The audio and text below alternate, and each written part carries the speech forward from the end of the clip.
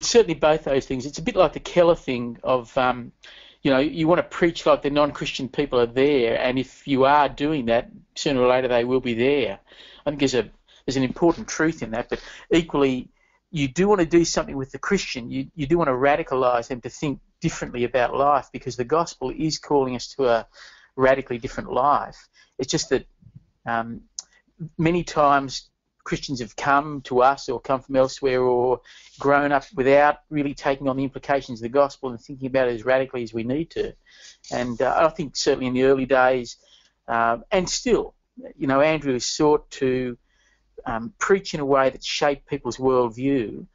It's my contention that's what we want to be doing. That's certainly what I'm trying to do in the pulpit.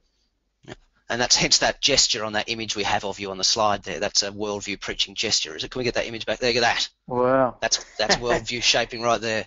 Whatever it is. Whatever it is. Hey,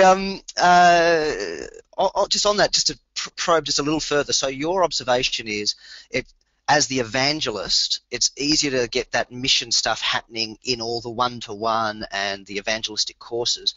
You actually can do that better if you have a particular kind of preaching ministry that you're working in synergy with. Is that right? Whereas if you took that preaching out, it would be much harder as a grassroots evangelist in a church to get the same momentum going. Would that be a fair statement?